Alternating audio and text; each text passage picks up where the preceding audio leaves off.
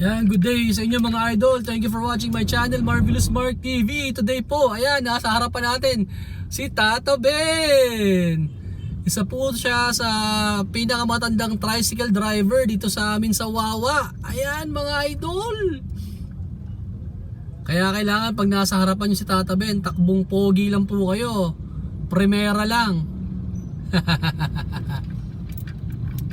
At syempre maintindihan nyo naman po dahil si Tata Ben po syempre may edad na rin po yan. Nung mula po elementary pa kami, nagto-tricycle na po siya, tricycle driver na po siya.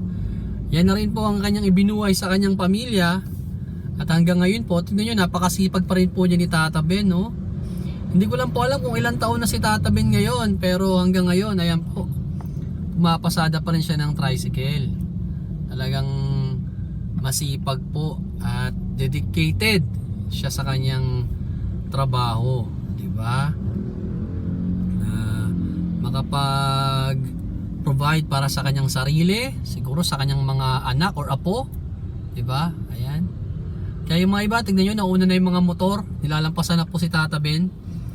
Ako syempre, binabagalan ko lang rin kasi syempre para ma-videohan po natin si Tata Ben, mga idol. Ayan, ang kanyang number po ay Watoda 116 ang kanyang tricycle. Ayan. Ayan, medyo malapit na po tayo dito sa may Wawa. Diyan po may pila dyan ng tricycle sa may chapel. Ayan, papasok na po siya rito. Ayan. Ayan. Bye bye Tata Ben. Ingat ka po pag drive mo. Bye bye.